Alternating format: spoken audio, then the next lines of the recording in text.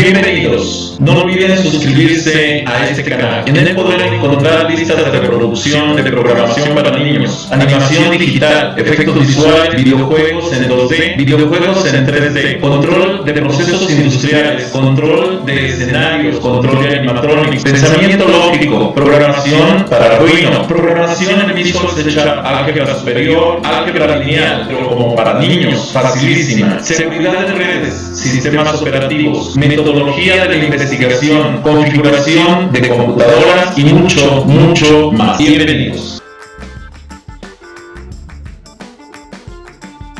Equipo de cómputo.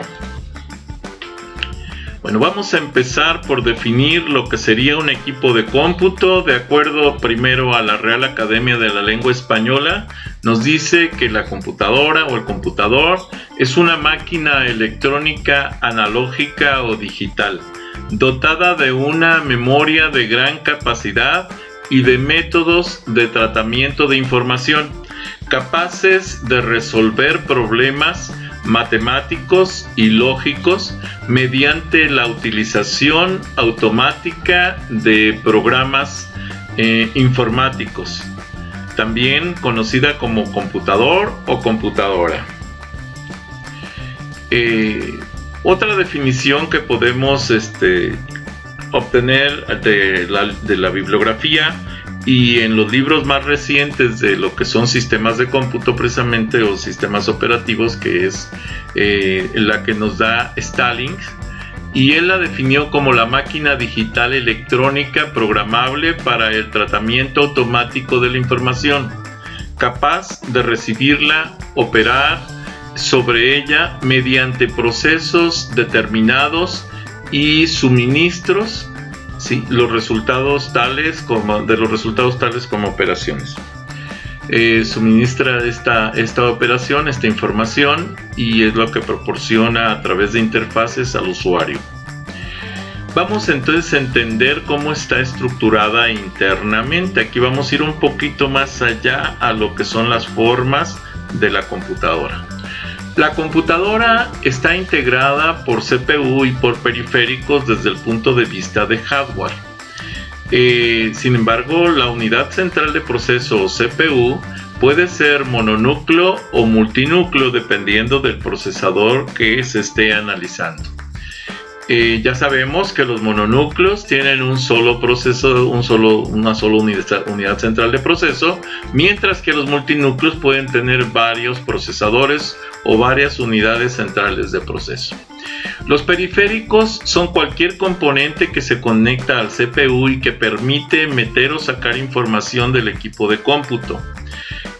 Podemos encontrar entonces periféricos de entrada, de salida y mixtos. Esto es, que pueden meter y sacar información al mismo tiempo, o en diferentes tiempos, pero que pueden sacar y meter información. Ahora, hago la aclaración de que parte de los periféricos es algo que le llamamos memoria, que son las formas en las que podemos almacenar información, ya sea en la computadora o en un medio extraíble, o que es la que permite la operación o el intercambio directo de la información con el CPU, y que le llamamos memoria principal. Entonces tenemos dos tipos de memoria en la computadora: la memoria principal, que tiene un acceso directo al procesador, y la memoria secundaria, que tiene que acceder al procesador a través de la memoria principal. Esta es una característica fundamental de todos los equipos de cómputo. El equipo de cómputo, su funcionamiento nos lleva a lo siguiente. Tenemos lo que es el control, ¿sí? Y el control del equipo de cómputo se basa en una interfaz que tiene como función principal la comunicación y la transferencia de datos. Por otro lado, tenemos el CPU, que tiene como función principal el procesamiento de los datos, y los periféricos, que tienen como función principal el almacenamiento de los datos, y también son todas las herramientas que meten y sacan información de las memorias de la computadora. Si lo analizamos un poco más gráficamente, podemos entender que una computadora se basa en formas de comunicación que les llamamos bus. Estos son líneas de comunicación que pueden ser internas con el interior, o sea, entre los componentes internos, o con el exterior. Entonces, bus de comunicación internos y externos. Estos bus de comunicación se comunican bidireccionalmente, también la computadora obviamente y la interfaz con el usuario se comunican bidireccionalmente con estos bus, y estos bus a su vez se comunican bidireccionalmente con el CPU, o sea, para meter y sacar información. Y lo mismo con los periféricos, permiten a través de los bus meter y sacar información. No puedo yo accesar directamente con un periférico al CPU, tengo que hacerlo a través del bus de comunicación, y es más, aquí es una interfaz que tiene que ver con la memoria principal. Si no es a través de la memoria principal, yo no puedo accesar al CPU, nadie, de hecho. Los equipos de cómputo. El CPU o unidad central de proceso es un sistema tiene un sistema de interconexión, que es el bus interno y el bus externo del equipo de cómputo. Vamos a hacer la aclaración. El CPU es el cerebro de la computadora, es la unidad que permite procesar todos los datos. Pero este cerebro, esta unidad central de proceso, se comunica con la tarjeta madre a través de un bus externo, el bus externo del equipo de cómputo, o sea, el que conecta el CPU con la tarjeta madre es un bus externo. Sin embargo, en los componentes que tiene el propio CPU internamente, que ahorita vamos a analizar algunos de ellos, se comunica entre ellos a través del bus interno, o sea, dentro del propio CPU hay un bus interno que permite la comunicación en cada componente interno del CPU. Esta es la forma en que opera y operan todos los procesadores de la misma manera. También tenemos lo que es la memoria principal, que es la memoria que tiene acceso al CPU. Si no es a través de la memoria principal, nada puede tener acceso al CPU. Entonces, cualquier cosa, memoria secundaria, periféricos de entrada, salida, mixtos, etcétera, solo pueden accesar al CPU a través de la memoria principal. Esto es fundamental, es un principio fundamental. La memoria secundaria, entonces, es parte de los periféricos, pero permite el almacenar información y puede ser de manera temporal o de manera permanente. Normalmente la memoria secundaria almacena la información de manera permanente. Sin embargo, en la actualidad hay un componente específico para esta memoria que permite el intercambiar información como si fuera memoria principal, aun cuando sea memoria secundaria, y que esto hace que trabaje una parte de esta memoria como si fuera una memoria temporal y no permanente.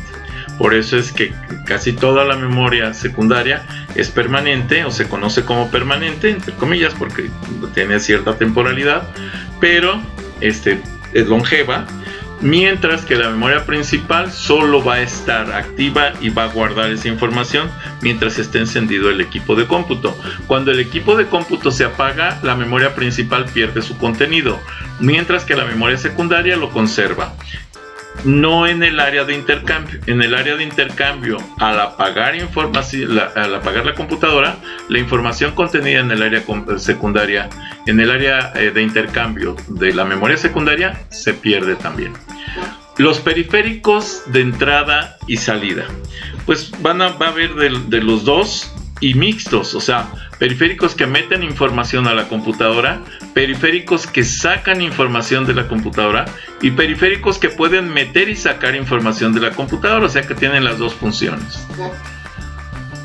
La unidad central de proceso tiene, voy a poner los componentes más simples que se conocen de la unidad central de proceso, y son 5, ¿sí?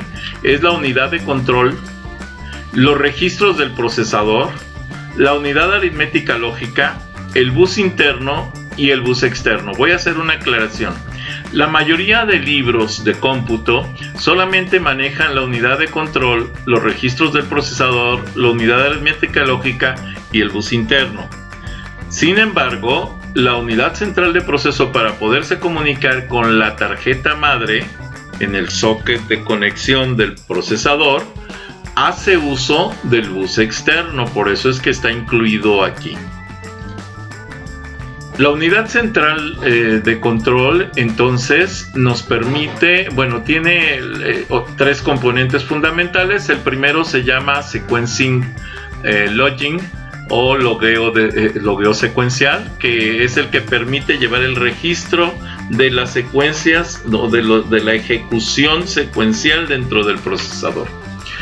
Y el Control Unit Register and Decoders, que corresponde a los registros y decodificadores de la unidad de control, y que son los que llevan el registro de lo que es la decodificación de la información para poder hacer las operaciones.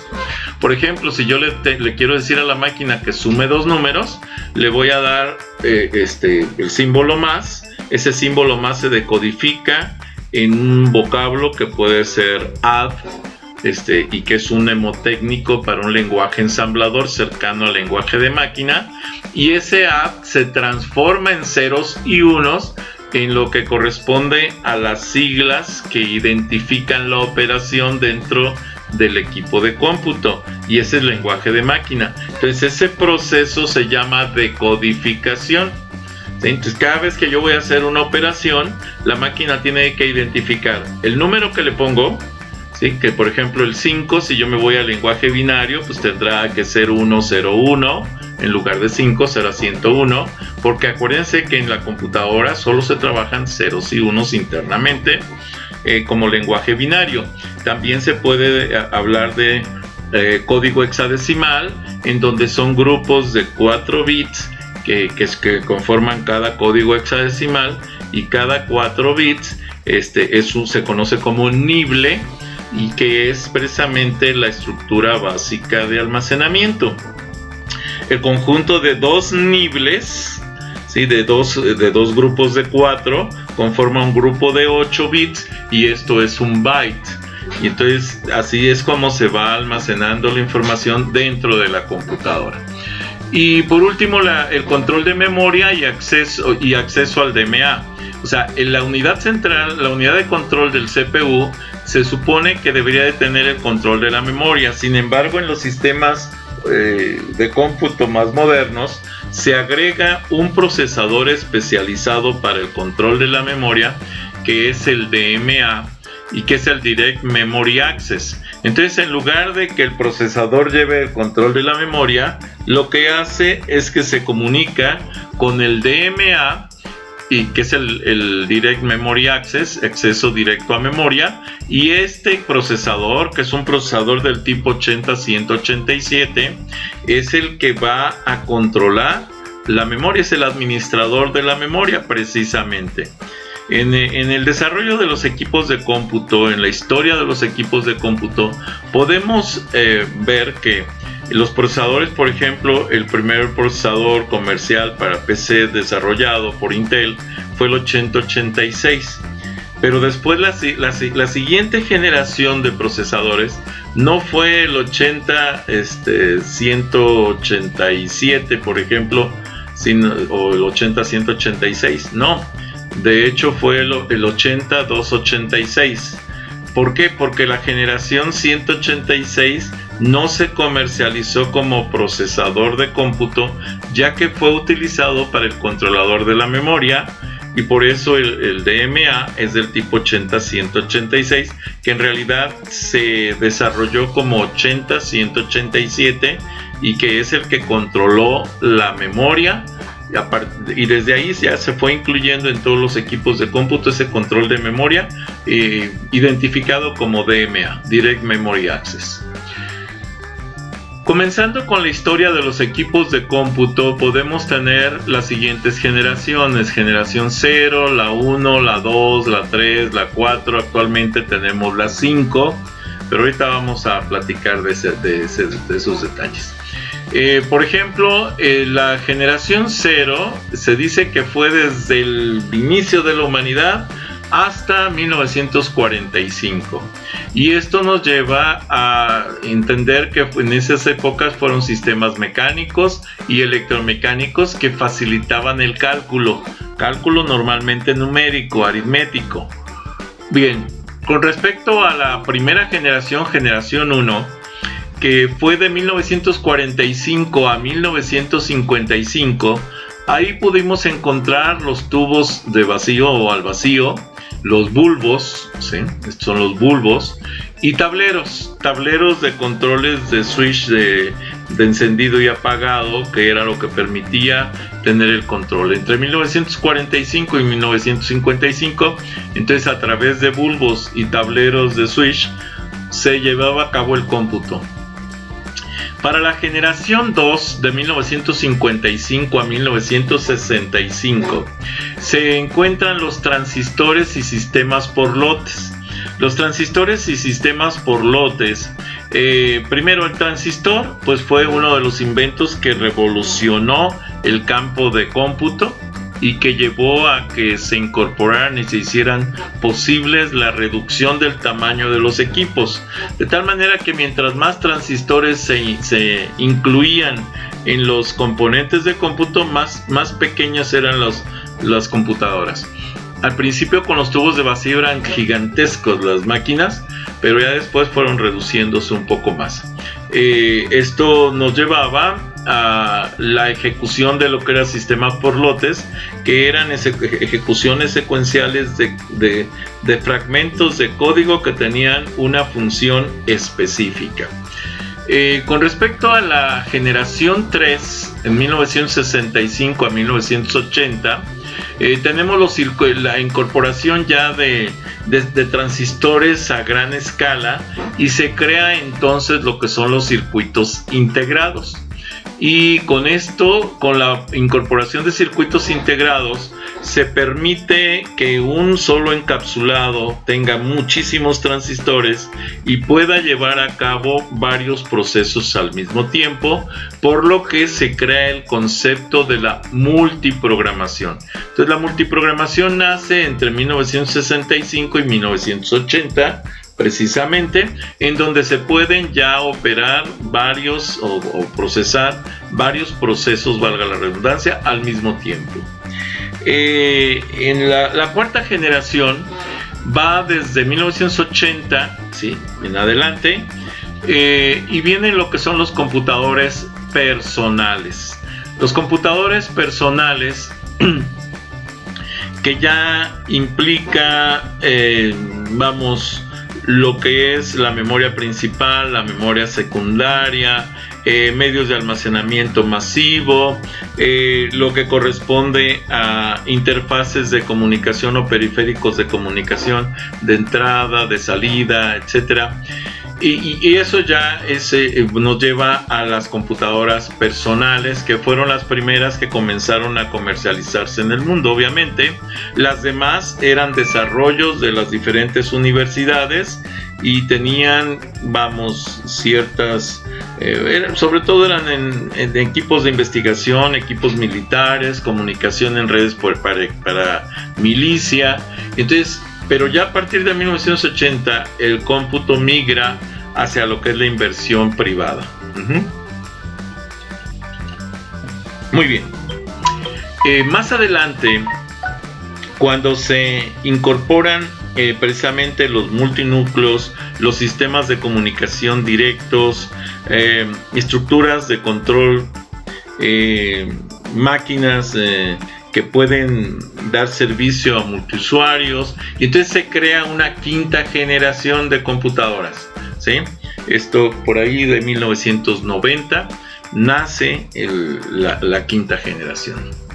Hablando un poquito de historia, la generación 0 hasta 1945 parte desde los 3 a 5,000 años antes de Cristo en las provincias chinas, en donde se desarrolla lo que se conoce como ábacos, que era una herramienta manual de hilos, de surcos, con piedras, con cuencas, que permitía llevar las cuentas a los que estaban formados para llevar el conteo de cosas, la administración de cosas.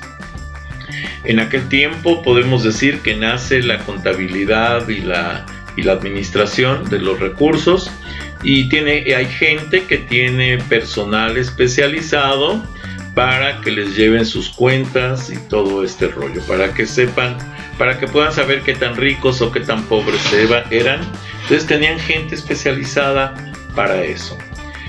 Con respecto a lo que son las calculadoras mecánicas, surgen más adelante. De hecho, el primer boceto de calculadora mecánica lo desarrolla Blaise Pascal en 1630, más o menos 1631, en donde crea la conocida Pascalina, que lo hizo famoso y que incluso en la actualidad todavía existe un lenguaje de programación que se llamó Pascal, en honor a Blaise Pascal, precisamente porque él desarrolla los bosquejos de la primer calculadora de ruedas dentadas.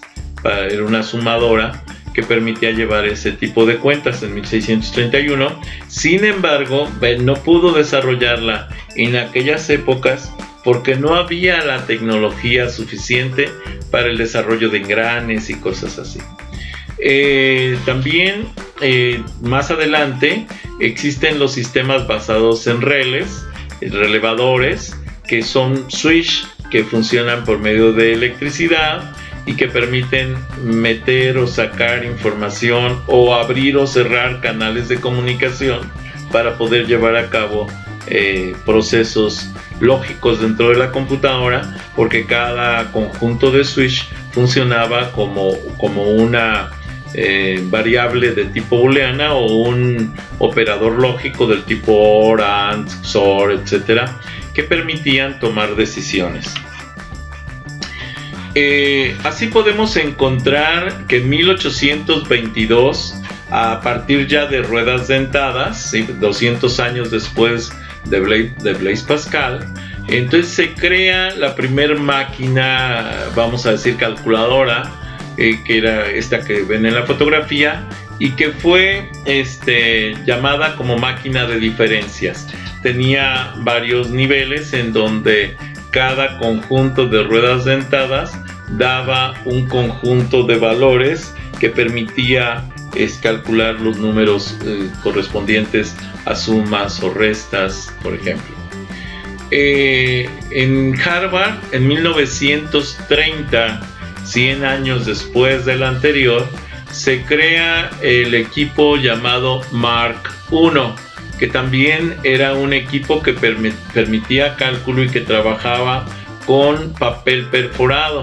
Se metían programas y se sacaban resultados a través de papel perforado que tenía que ser interpretado, y que en un momento dado fue base para el desarrollo de lo que se conocía como teletipo, que era en lo que se basaban las casas de bolsa para ver los movimientos de cada una de las empresas. Y con respecto a las acciones, a vender acciones, a comprar acciones y demás. En la primera generación de 1940 a 1955, que fue basada en tubos al vacío o bulbos, eran enormes, ¿sí? Podíamos encontrar equipos que tenían 20,000, incluso 30,000 bulbos. Eran muy lentas, ¿sí? El ciclo era un segundo, o sea, cada ciclo era un segundo, cada microoperación era un segundo. Un solo grupo diseñaba, construía, programaba, operaba y mantenía cada máquina. O sea, desde que creabas el equipo que iba a montar tu computadora, se puede decir que estabas casado con ellos hasta que dejaras de usar esa computadora, porque eran los que conocían el equipo, y que alguien llegara de fuera a meterle mano a esa computadora era muy muy difícil, porque no conocían el diseño original de la misma y tendrían que haberlo estudiado y repasado, y etcétera. Toda la programación se hacía en lenguaje de máquina, ¿sí? O sea, en ceros y unos, era alambrado, tableros, por ejemplo, ¿sí? Un montón de tableros, de bulbos, y cada uno tenía la representación de un 0 o un 1 dentro del lenguaje. No existían los sistemas operativos, obviamente. En 1950 se introducen las tarjetas perforadas, ¿sí? Eran máquinas gigantescas, como la que vemos aquí, la Colossus 1945, usada en la Segunda Guerra Mundial para descifrar los mensajes de los alemanes. Y bueno, en este caso tenía una cinta de papel que podía perforarse a través de golpes. Y bueno, era un sistema bastante, podríamos decir, ineficiente ahorita, pero muy eficiente en aquellos tiempos. Posterior a eso, ya más modernizado, en 1946 se crea la ENIAC, ¿sí? Pero vean que de todos modos el tamaño de las computadoras era bastante grande, gigante. Después, un poco más tecnificado todavía, con una reducción más grande, se crea la UNIVAC, también en 1946. Enseguida viene la Mark I, ¿sí? Primera máquina que funcionó con un programa almacenado. Esto fue una idea de John von Neumann, que después da origen a lo que conocemos actualmente como ROM, ¿sí? Que es fundamental para el funcionamiento de los equipos de cómputo actuales. Pero esta fue la primera máquina que funcionó con un programa almacenado, la Manchester Mark I. La segunda generación, de 1955 a 1965, aquí se introducen ya los transistores. Hay una distinción entre diseñadores, constructores, programadores, operadores y personal de mantenimiento, que eran, 5 tipos de operadores, eran 5 equipos de trabajo distintos que tenían que ver con un equipo de cómputo. Nacen los mainframes en salas acondicionadas especiales, con aires acondicionados y todo ese tipo de cosas. Se escribían los programas en papel, luego se perforaban las tarjetas correspondientes a los programas, 4 de entrada, y bueno, era esperar, tomarse un cafecito y esperar la salida, porque era un buen rato de estar en el proceso. De hecho, a mí me tocó trabajar un tiempo con computadoras personales, no en este tiempo, hago la aclaración, yo en este tiempo, yo nací en el 61, entonces no en este tiempo, pero sí me tocó después, ya en el 79 aproximadamente, trabajar con equipos de cómputo de tarjetas perforadas todavía en la UNAM. Los operadores toman las tarjetas del programa y las colocan también en el compilador. Las lee, las analiza, verifica que no hay errores y entonces las ejecuta. Y se crea el proceso por lotes que agrupa los trabajos. Cuando tenían ya los resultados, te entregaban tu bloc de tarjetas perforadas y un listado que podía ser impreso o en cinta de papel perforado o en tarjetas. Normalmente no se entregaba como resultado en tarjetas perforadas, o era cinta de papel perforado o era impresiones en papel. Y entonces con eso tú interpretabas si tu programa funcionaba como tú lo esperabas o no. Después vienen los... aquí vamos a analizar el transistor. El transistor fue inventado en 1947 y no era otra cosa más que un montón de cablecitos interconectados que estaban puestos sobre una plataforma de un metal y un semiconductor para poder permitir o no el paso de corriente a través del semiconductor, dependiendo de la cantidad de energía que le inyectaba al semiconductor. Si el conductor estaba excitado energéticamente, permitía el paso de la corriente, y si no tenía suficiente corriente, servía como aislante y no permitía el paso de la corriente, y entonces esto formaba una compuerta eléctrica que permitía o no el paso de una señal eléctrica a través del conductor. La Joniac en 1954 fue la máquina que funcionaba con tarjetas. Aquí estaba el lector de tarjetas. Este lector de tarjetas, ponías aquí un cerro de tarjetas, iba pasando una por una, leyendo las perforaciones. Normalmente era por medio de switch,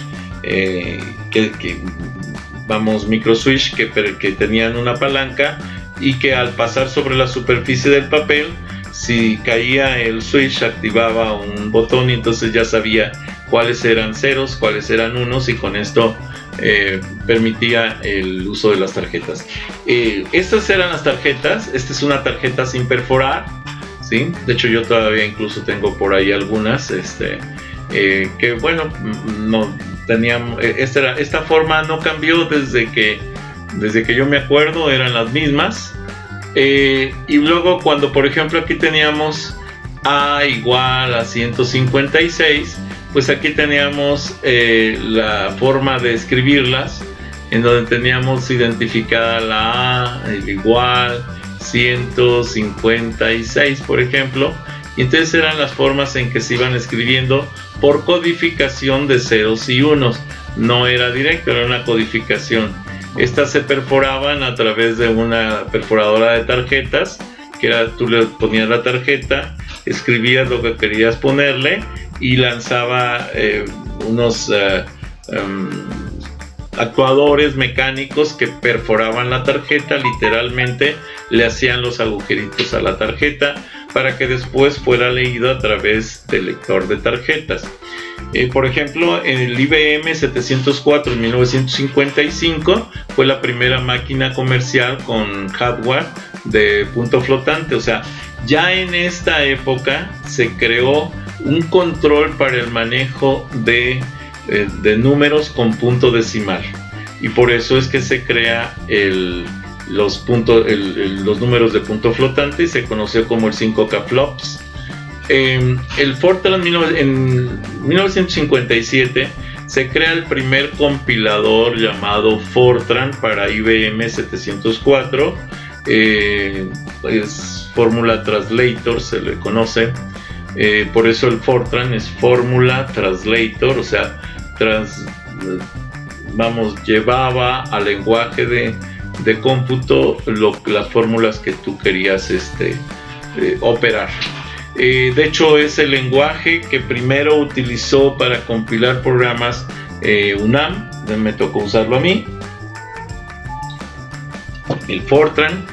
Aquí fue donde desarrollé mis primeros programas de cómputo, en el Fortran precisamente. En IBM 1401, 1959, se tenían ya 4 KBs, o sea, de memoria expandible a 16 KB. O sea, ya estaba empezando a crearse el concepto de memoria principal y memoria secundaria. Ya se tenía entendido que para poder hacer cualquier operación dentro de la computadora se requería almacenar información, se requería la memoria. Era buena para leer tarjetas, copiar cintas e imprimir resultados, pero mala para cálculos numéricos. Se utilizaba con fines comerciales, en bancos, etc. Nada más. Pero las operaciones normalmente las hacía el ser humano todavía.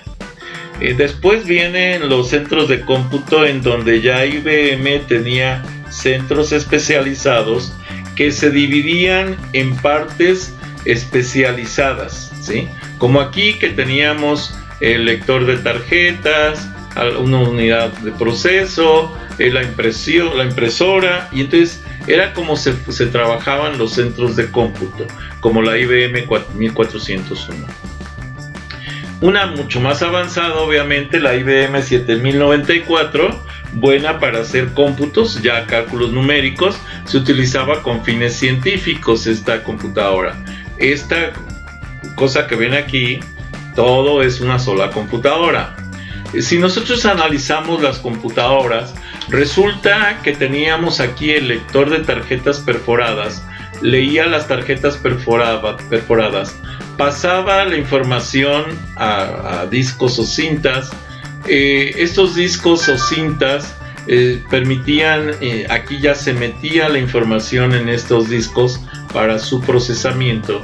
Aquí era el sistema donde se llevaba a cabo el procesamiento, la 7094, aquí se llevaba a cabo el proceso de cómputo. Entonces si lo vemos aquí, dice A, este punto, dice los programadores llevan las tarjetas, ponen las tarjetas en el lector. B, la 1401, que es esta máquina, lee el lote de tarjetas y los graba en cintas. Entonces lee las tarjetas aquí y graba en cintas acá. Cuando ya están grabados, entonces C, el operador lleva las cintas a la 7094, o sea, este operador los quita de aquí, las cintas, y las lleva para acá.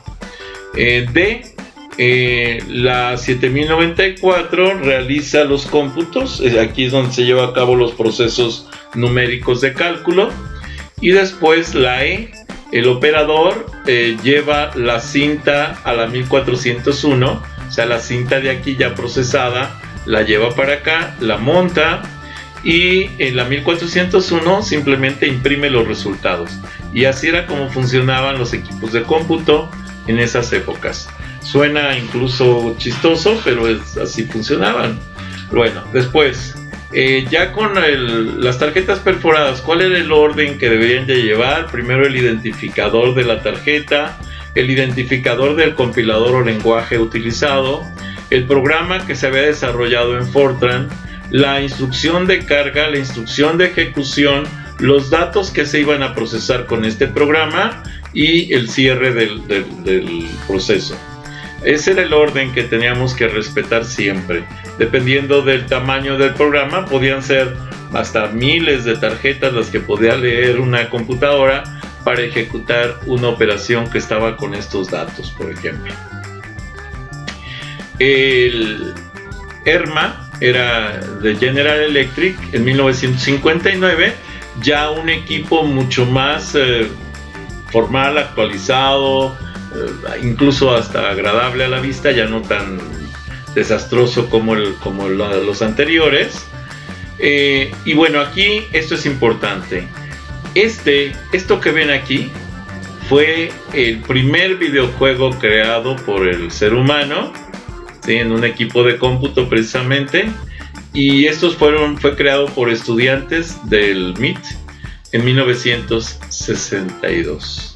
Entonces el primer videojuego en el mundo fue creado en 1962. Esa es la historia de los videojuegos. Después, algo que revolucionó el concepto del cómputo en el mundo fue precisamente lo que fue la invención del mouse. La invención del mouse que se llevó a cabo en 1964. Entonces, si ustedes se fijan, nace primero el videojuego y después el mouse, no al revés. Mucha gente pensaría todo lo contrario, ¿no? Primero nació el videojuego y después nació el mouse. La tercera generación de 1965 a 1980, hago la aclaración que aquí ya existía el mouse, ya existían los videojuegos, se introducen los circuitos integrados, los cuales es una gran ventaja en el precio y desempeño del computador. Se introduce el sistema IBM 360 altamente compatible. Se introduce la multiprogramación, se introducen los discos duros, se introduce el tiempo compartido entre usuarios. Bueno, aquí hago la aclaración que esto da origen al nacimiento de las empresas más grandes de cómputo en el mundo, Apple y Microsoft. Es aquí, esta generación es la que da origen a esas empresas. Software compatible con IBM 7094, 1401 entre otros. IBM 360 en 1964, ya el equipo era mucho más simple. Era el teclado, que era esta cosa que parecía máquina de escribir eléctrica, y la computadora completa aquí. ya era parecido a lo que tenemos ahorita. Obviamente no era un equipo portátil que digamos, pero ya era mucho más parecido a lo que conocemos actualmente. En ese tiempo ya los circuitos integrados reinaban, todos estos circuitos integrados reinaban las tarjetas de las computadoras. Enseguida pues nace lo que es la IBM 360 como el formato anterior, su teclado, su CPU, pero esta se interconectaba con otros procesadores para poder tener una mayor capacidad de cómputo. Después la G625 de 1965, en donde ya tenía un montón de procesadores interconectados para dar el proceso a lo que incluíamos dentro de este gabinete con este teclado y demás. Otro formato de equipo de cómputo ya fue la DXP de PDP-1 de 1961, en donde ya incluía 4K de memoria, 4K de palabras más bien, de 18 bits. Tenía un costo cercano a los $120,000, ¿sí? 5% del precio del IBM 7094. Imagínense, si este era el 5% del precio de IBM, quiere decir que IBM andaba arriba del $1,000,000, ¿no? Bueno, aquí se da la fundación de la compañía exitosa que todavía sobrevive a la fecha, que es la Fundación Intel precisamente. Y estos fueron los fundadores de la misma. En 1972, y esto es muy importante también, nace en los laboratorios Bell, que eran laboratorios electrónicos, el desarrollo del lenguaje de programación C, que da origen a todos los sistemas operativos actuales, incluyendo los lenguajes tipo Java. Los lenguajes tipo Java tienen su origen en el lenguaje C. Y bueno, da origen entonces por ende como derivado a los sistemas operativos tipo Android, que tienen su base en el lenguaje Java, pero Java tiene su base en el lenguaje C. Y la forma era lo que normalmente trabajamos actualmente. El número incluye main, programa principal, for, desde tal a tal hasta donde se marque, printf, hello world, hola mundo, ¿no? Y salta línea. Esto es un lenguaje conocido, lo mismo que manejamos, casi lo mismo que manejamos en la actualidad. Después ya una computadora mucho más moderna, la Multics 1976. Un equipo de este tamaño, pero ya con funciones operativas mucho más fuertes. La PDP 1170 de 1974, ya mucho más compacta. De Multics nace Unix, que es Uniplexed Information and Computing Service. Luego se cambia a Unix. O sea, primero nació, de Multics, que fue el equipo de cómputo anterior, nace Unix, y luego nace, que se cambia el nombre a Unix, que fue el primer sistema operativo del mundo. Y lo más curioso, es el padre de todos los sistemas operativos que existen en la actualidad, aunque la mayoría están divorciados de él. Pero al final de cuentas, ese fue el padre de los sistemas operativos. Era un sistema abierto, lo que generó un caos, obviamente. Cada quien le metía mano como quería y cambiaba las cosas. Para esto se crea en esa época la IEEE, que era, vamos a decir, un instituto dedicado de ingenieros eléctricos y electrónicos, dedicado precisamente a conformar las normas para poder generar protocolos de cómputo, para comunicación, para el desarrollo y proceso de datos, de meter información, etcétera. Ellos crearon las normas para todo eso, ¿sí? Y entonces se generó el estándar llamado POSIX. Ese POSIX fue la primera versión de los protocolos que permitían generar cómputo internacional. O sea, cómputo es un lenguaje internacional. Lo podemos utilizar en cualquier parte del mundo y va a funcionar de manera similar. Bueno, idéntico se puede decir. El primer microprocesador creado en un chip fue el Intel 4004 en 1971. Aquí tenemos una fotografía de aquel hecho histórico. Después ya se incorporaron miles de esos transistores a un encapsulado llamado microprocesador. Aquí teníamos el microprocesador 4004, que teníamos transistores, miles de transistores dentro de su esquema interior. Obviamente esto ya es una electrónica. Ya todo se trabajaba por medio de microscopios o estereoscopios que permitían ver realmente las líneas de comunicación y demás.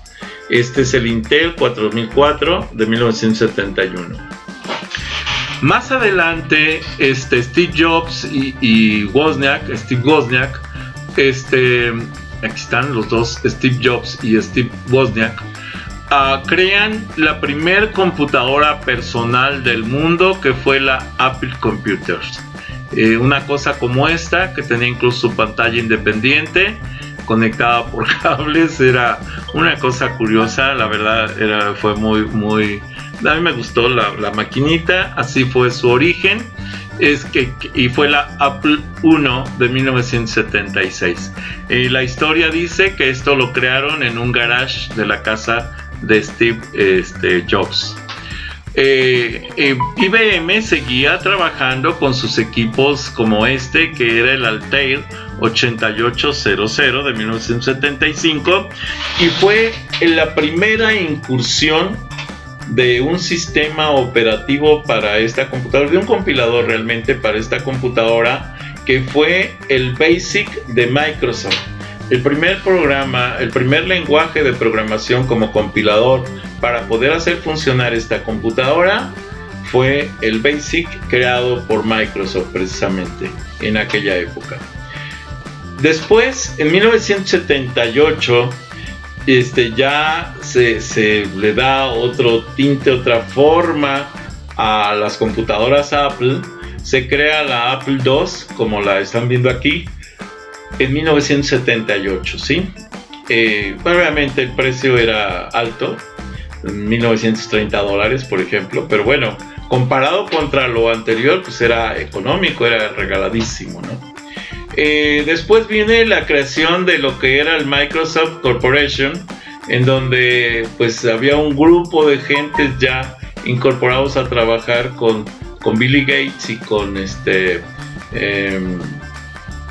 me fue el nombre, bueno, más adelantito se los comento, en donde ya trabajaba. En 1978 se crea la compañía Microsoft y da origen al desarrollo de la fortuna más grande del mundo. Y sí, se me olvidó ahorita el nombre del compañero de Billy Gates, pero bueno, uno de ellos es Steve Ballmer, que era administrador en Harvard, y vamos, me falta el otro, que es ahorita se los comento. Usan el LSI, que es el Large Scale Integration.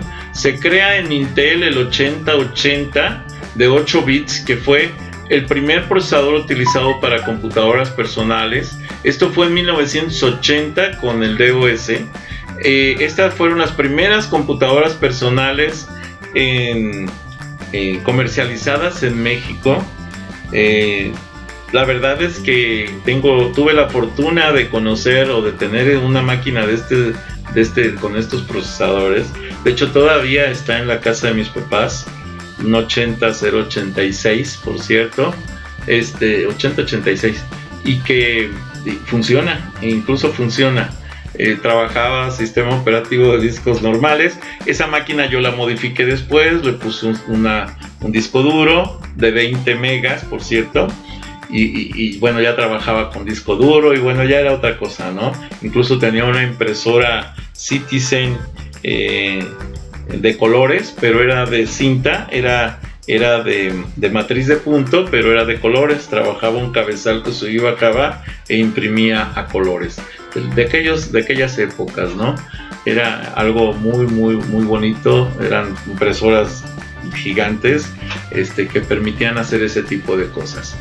El Intel 8286 en 1983, el 80386 en 1985. De hecho, el 80386 me tocó trabajarlo. De hecho, trabajé 8286 y 8386 y 8486 en Liconza, Tlaxcala, en Liconza, Jiquilpan, Michoacán, y después ya los más modernos, 8486 en Liconza, Guadalajara. Ahí me tocó trabajar estos procesadores. Con eso automatizábamos las plantas precisamente. El GUI, el Graphics User Interface de Microsoft, era la interfaz gráfica que primero surge. Después ya surgen muchas interfaces gráficas. Yo en lo personal, cuando cambió del DOS hacia el Windows 95, que fue, bueno, el Windows 3.1 primero, que fue la primera interfaz gráfica, a mí me gustaba trabajar a la interfaz gráfica, el Windows 3.1, y entonces todo lo programaba para que trabajara en la interfaz gráfica. Y ya después sale el Windows 95, que al principio no lo entendía, pero ya después fui comprendiéndolo, y así surge después el Microsoft saca el Windows 95 como sistema operativo, y luego en 1998 basado en 16 bits lanza el nuevo sistema, y luego el Windows NT, que es para red, basado en 32 bits, con ideas del tipo VAX, BMS, que eran los productores de las grandes redes mundiales. Y luego el Windows NT 5.0, que se transformó en el Windows 2000. Y el Windows 98, ¿sí? Ojo, ya de 32 bits, que se transforma en el Windows Millennium. El Windows Millennium es uno de los peores sistemas de sistemas operativos de Microsoft. Tenía muchísimas inconsistencias, pero me tocó trabajarlo directamente en un cibercafé en donde yo estaba a cargo. Y este sistema era tan malo que te hacía aprender cómputo muy bien, porque tenías que estar muy bien preparado para echar a andar el sistema correctamente. Y como todas las licencias que tenía ese cibercafé eran Millennium, entonces teníamos que trabajarlo forzosamente. Entonces fueron detalles que te hacen crecer, vamos a decir. Luego el Windows XP, que ya fue un sistema muy estable, muy sencillo, muy simple. Ahora sí que se instalaba solo, se configuraba solo, entonces no tenía ningún problema. La cuarta generación, desde 1980, que nace, vamos a decir, con el Unix, se mantiene más fuerte en computadoras potentes y se basa en chips del tipo RISC. Esto eran instrucciones reducidas, Reduced Instruction Set Computer, o sea, el conjunto de instrucciones de cómputo reducidas. Y esto era más o menos, eran instrucciones de 8 bits, que todas se dividían, las operaciones se dividían en instrucciones de 8 bits y se conocían como equipos de alto desempeño. Este fue el proceso que siguió AMD para el desarrollo de los procesadores actuales, mientras que Intel se va por los CISC, que era Complex Instruction Set Computer, el conjunto de instrucciones de cómputo complejas, que eran instrucciones primero de 16 bits, luego de 32 bits y por último de 64 bits, que fueron las instrucciones que fueron desarrollándose en los procesadores Intel. el Pentium Linux, que es una alternativa a Windows. Luego el Unix saca X Windows basado en interfaces gráficas de usuario, ya en escritorios gráficos. Se introducen los sistemas operativos en red, varias computadoras conectadas entre sí, y sistemas operativos distribuidos, múltiples procesadores, y bueno, son las formas en las que se ha desarrollado cómputo. En 1981 entonces podíamos encontrar equipos como el IBM PC, que eran equipos de este tipo, ¿sí? Ya eran equipos que los encontrábamos en varias universidades, incluso en México. El Commodore, que fue una de las computadoras, el Commodore 64, uno de los equipos de juego que nace en 1982. Aquí se utilizaba mucho como computadora conectada a la televisión, pero con lector de cassettes y cosas así, pero también se utilizaba para juego, para meter videojuegos. El disco duro, que era un disco duro de este tipo, de 5 pulgadas y cuarto, grandote, bueno, regular, porque había de 8 pulgadas, pero este era de 5 pulgadas y cuarto. Esto fue en 1978, un disco duro Seagate de 40 megas, parecido al que yo tengo en la computadora que les comento, que era de 20 megas, un poquito anterior a este. Aunque yo lo adquirí mucho después, yo lo tenía por ahí de 1983, 84, una cosa así. Después el disco duro Memorex de 10 megabytes de 1983, que era una cosa como esta. Obviamente todo iba cerrado y se supone que sellado al vacío, aunque su velocidad de operación no era tan alta. Estos discos trabajaban en velocidades de 2400, 2500 revoluciones, los más rápidos 3400 revoluciones, después ya subió a 5400 revoluciones y después subió a 7200 revoluciones, y los discos de alta velocidad, de alto desempeño, conocidos como SCSI, que trabajaban a 10.000 revoluciones por minuto. Los AT&T y laboratorios Bell desarrollaron el C++, en donde ya en 1983 el programa ya no era tan simple como el que vimos el anterior. Aquí teníamos, por ejemplo, ya la inclusión de lo que eran apuntadores para el manejo de memoria dinámica. Aquí tenemos caracteres, asterisco S1, asterisco S2 son apuntadores. Par, por ejemplo, S1 igual a hello, S2 igual a word. Y entonces ya la salida se podía hacer compuesta como CO, se escribe en pantalla, por ejemplo, S1, S2 y end de la línea. Entonces se escribe hello world, y esto es hola mundo, ¿no? Y return 0. Bueno, después IBM PC AT en 1983, ya una computadora bastante moderna. Este tipo de computadoras me tocó conocerlas en la UAM Iztapalapa, precisamente. Tenían ahí este tipo de equipos de cómputo, y también algunas Apple de esa época también. Sony introduce el CD, que es esta estructura, esta forma, en 1984. Y ya tenemos que casi 30 años, no más, 36 años con los CDs. Luego viene el Commodore Amiga, que es este tipo, de 1985. Una computadora ya muy moderna, con su display, su teclado y su ratón. Lo mismo la Macintosh en 1984, ¿sí? Es la Mac, con su interfaz gráfica, una de las más avanzadas en su momento, ¿sí? Esas características. X Windows para Unix en 1984, eran interfaces de este tipo que se manejaban como interfaces gráficas.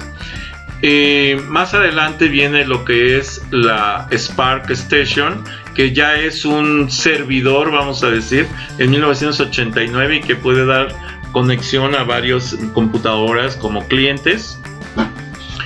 Y bueno, aquí nos manejaba precisamente Linus Torvalds, el Helsinki, en el octubre del 91, que es cuando nace Linux, ¿sí? Linus Torvalds nace en el 69, justo en el año que el hombre llegó a la luna, y comentó: estoy construyendo un sistema operativo gratuito, no es más que un hobby, no será una cosa grande y profesional como GNU para clónicos AT, como con un 386 o 346.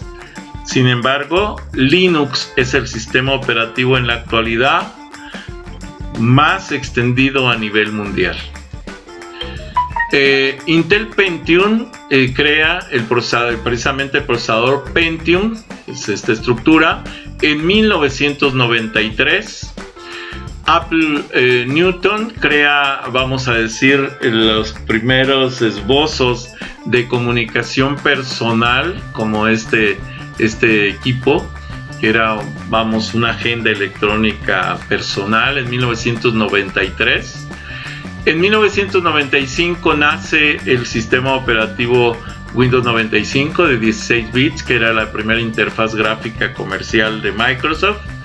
El Power Macintosh en 1994, que ya tenía los lectores de cassettes, el lector de discos, el ratón, el teclado, el monitor, ya un equipo muy moderno. Y esto es la historia de cómputo en la actualidad. Hasta aquí la presentación. Bien. Les pido de favor que, si no están suscritos, se suscriban a este canal, que me den un like a los videos que les agraden, que les den la campanita para que puedan avisarles cuando suba más videos, y si es posible que compartan este canal con sus redes sociales, con sus amigos, conocidos. Recuerden que pueden seguirme en Facebook, pueden seguirme en propio Facebook con las páginas Videoteca Valencia, TICS para principiantes, Twitter, Tumblr, Pinterest, Hi-Fi, LinkedIn. Los links de estas conexiones de estas redes sociales se los dejo en la descripción del video. Gracias por haber visto este video.